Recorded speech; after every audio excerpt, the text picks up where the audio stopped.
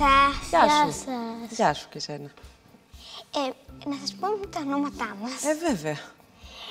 Αυτός είναι ο Φίλιππος. Ναι. Γεια σου, Φίλιππε. Εγώ είμαι η Κρυσταλλία. Γεια σου, Κρυσταλλία. Είμαι ο Άγγελος. Είμαι ο Πάνος. Γεια σου, Πάνο. Γεια σου, Άγγελε. Καλώς ορίσατε στην Άτρακτο. Καλώς σας βρήκα. Είμαστε εδώ. Είμαστε εδώ για να σας πάρουμε μια συνέντευξη. Πολύ ωραία.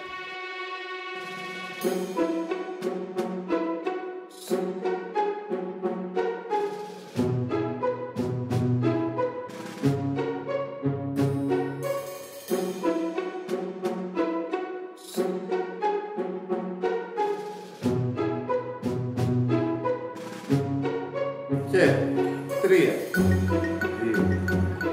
1. Πάμε. Λοιπόν, θα ξεκινήσω. Καλά, δεν συστήθηκες πρεκάν. Α, ναι, δεν συστήθηκα, συγγνώμη. Είμαι η Αγάπη. Εγώ είμαι η Μαρία. Εγώ είμαι η Ελίκη. Τέλεια. Να ξέρετε και με ποιον μιλάτε. Εννοείται. Λοιπόν, πώς σας ήρθε να ασχοληθείτε με τη μόδα, πώς το σκεφτήκατε?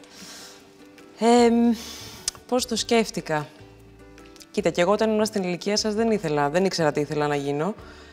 Άρχισα από μπαλαρίνα, μετά ήθελα να γίνω γραφίστρια, μετά ήθελα να γίνω δημοσιογράφος, μετά ήθελα να γίνω συγγραφέας.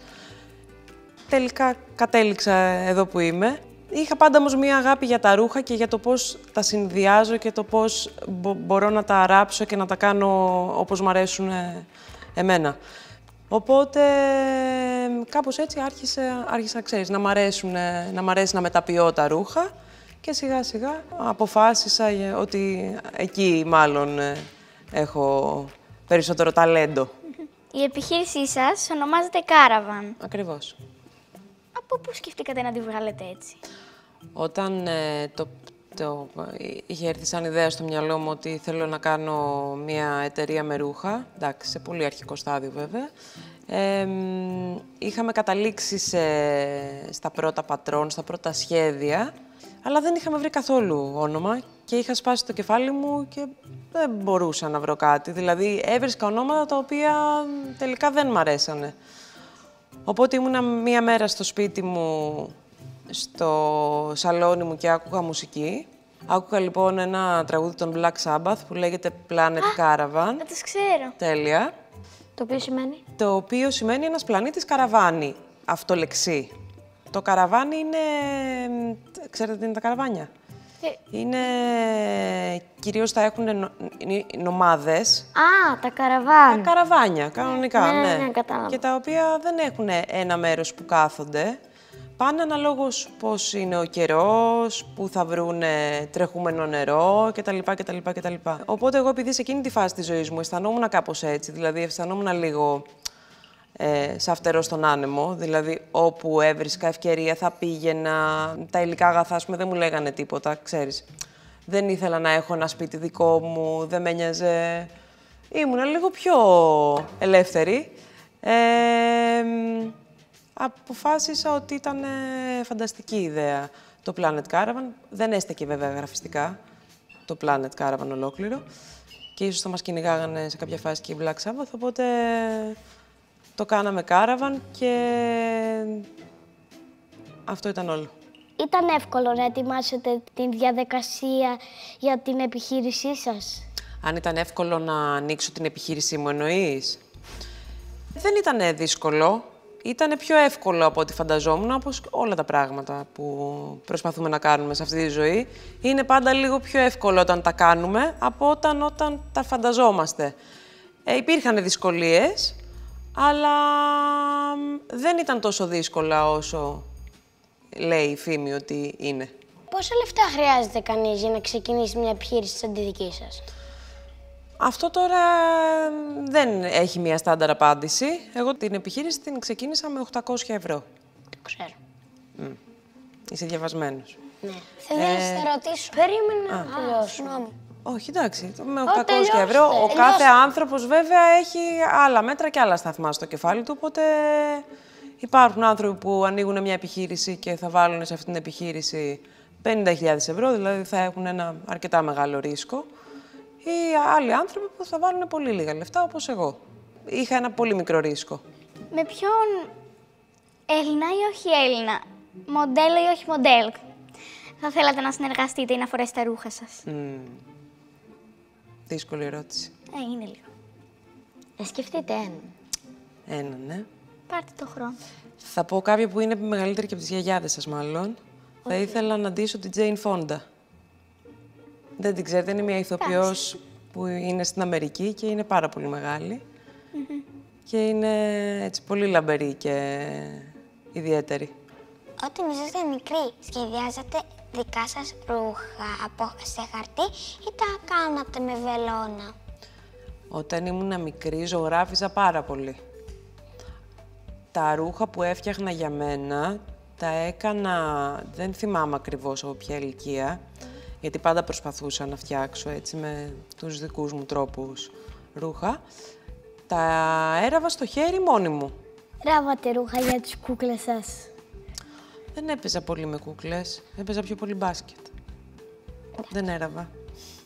Εκτός από το να ντύνετε άλλους με τα δικά σας ρούχα, τα ρούχα τα οποία σχεδιάζετε και ρούχα για τον εαυτό σας?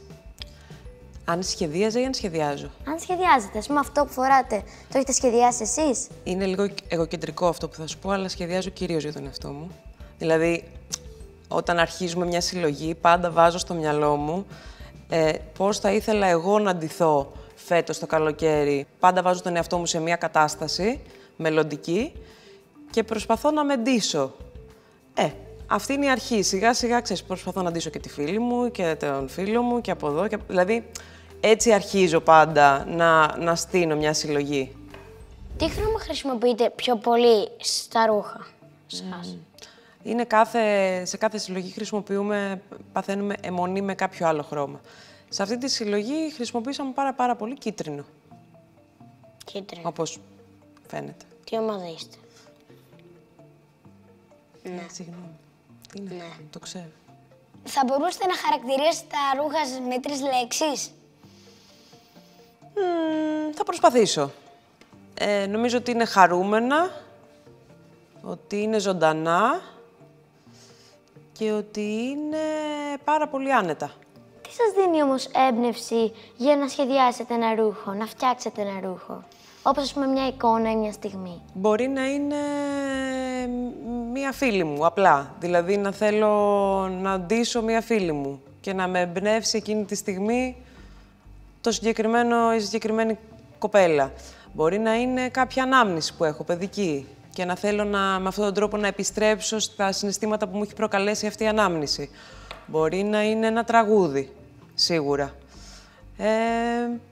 Πάρα πολλά. Οποιοδήποτε ερέθισμα και να έχεις, νομίζω ότι μπορεί να ερμηνευτεί σαν έμπνευση. Πιστεύετε ότι οι Ελληνίδες, παύλα Έλληνες, ντύνονται όμορφα? Πιστεύω ότι όλοι οι άνθρωποι που ντύνονται για τους εαυτούς τους ντύνονται όμορφα. Πόσα μαγαζιά έχετε στη στερεά Ελλάδα? Στη στερεά Ελλάδα. Δεν μπορώ να σου απαντήσω ακριβώς, γιατί δεν ξέρω. Αλλά έχουμε περίπου 100 λίγα συνεργαζόμενα καταστήματα στην Ελλάδα και σε όλο τον κόσμο. Αν δεν θέλετε να ζείτε σε αυτή τη χώρα, σε ποια χώρα θα θέλετε να ζείτε? Μ' αρέσει πολύ η Ελλάδα. Ωραία, πείτε Παιδί μου, δεν θέλω, εδώ θέλω. Ωραία, στην Ελλάδα και σε ποια άλλη θα θέλετε να ζείτε? Ντε και καλά. Ναι, Δεν και καλά. Πού να μείνω τώρα, δεν θέλω να μείνω, αλλά πρέπει να πω κάτι. Δεν έχω πάει, αλλά νομίζω ότι θα ήθελα να δω πώς είναι η ζωή στο Τόκιο. Τόκιο. Γιατί Τόκιο? Γιατί εκεί θέλω. Γιατί όχι καμιά Ισπανία, καμιά Ιταλία? Δεν θέλω, γιατί είναι πολύ κοντά στην Ελλάδα αυτό. Είναι πολύ... Το Τόκιο. Οι τρόποι ζωής, ο τρόπος ζωής των Ισπανών είναι σχετικά κοντινός με των Ελλήνων. Οπότε αν είναι να αλλάξω χώρα, τουλάχιστον να πάω κάπου πολύ διαφορετικά. Υπάρχει κάποιος άνθρωπος που θα θέλετε να του πείτε ευχαριστώ? Κοίτα, σε όποιον άνθρωπο θέλω να πω ευχαριστώ, νομίζω το έχω πει και είναι και πολύ οσκαρική ερώτηση. Νομίζω ότι πιο πολύ όμως ευχαριστώ αυτούς που πάντα μου λέγανε να μην κάνω κάτι, ότι δεν θα καταφέρω να κάνω κάτι άλλο που είχα βάλει στο μυαλό μου και πείσμωνα εγώ περισσότερο, γιατί αυτό συνήθως συμβαίνει. και τελικά έκανα ό,τι ήθελα να κάνω ακριβώς. Θέλω να σας ρωτήσω, αν υπήρχε κάποια συμβουλή που θα θέλατε να δώσετε σε κάποιον που θέλει να γίνει σχεδιαστής ρούχων όπως και εσείς. Θα ήθελα να του πω ότι δεν υπάρχει ούτε αποτυχία, ούτε επιτυχία και είναι όλα λίγο πολύ στο μυαλό μας και να μην σταματάει στα λάθη. Τα λάθη είναι αυτά που μαθαίνουμε, μέσα από τα λάθη μαθαίνουμε, εξελισσόμαστε, πάμε ένα βήμα παραπέρα και μπορούμε να φέρουμε εις πέρας πολλά περισσότερα πράγματα όταν έχουμε στις πλάτες μας λάθη που έχουμε κάνει. Σας ευχαριστώ πάρα πολύ που με δεχτήκατε. Σας ευχαριστούμε πάρα πολύ που Ευχαριστούμε δεχτήκατε πολύ να έρθετε. Που ήρθατε. Τέλεια. Πέρασατε ωραία. Πέρασα φανταστικά. Να ξανάρθετε. Να ξανάρθετε και χάρηκαμε πολύ που ήσασταν εδώ να μας απαντήσετε στις ερωτήσεις μας. Μας διασκεδάσατε.